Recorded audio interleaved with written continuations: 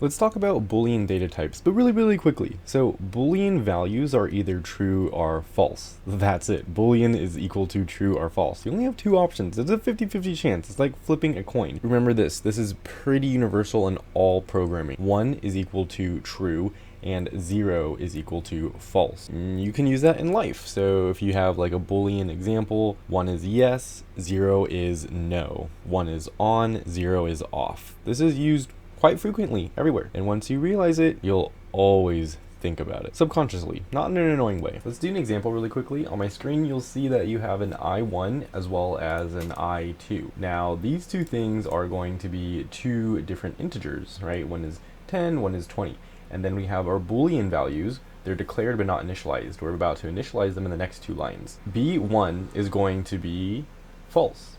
And that's because what we're trying to do is a logical operator here. We're saying we want B1 to be equal to our I1, check if it's equal to I2. So is I1 equal to I2? No, it's not. We can see that clearly, and so that means that this logic right here is false. And so we're going to assign that falsehood to our B1 variable that we declared. Now let's look at B2. So for B2, we're saying B2 is going to be assigned whatever's on the right side, right? So whatever's on the right side is our B2. Well, let's look at it. We have our I1, which is 10. The not, is the logical not operator is our exclamation mark, not equals. So we have I1 does not equal to I2. Is this true?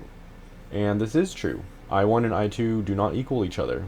And so that means our B2 is going to be false. So just make sure you understand that and you're totally good on Booleans. I1 is R10, I2 is 20. So because of these two different values, it's going to make our B1 false and our B2 true, just based on how we wrote the logic here. But that's pretty much it for the Boolean data type. There's not much here. In the next video in the playlist link below the like button, we'll be determining the size of a data type.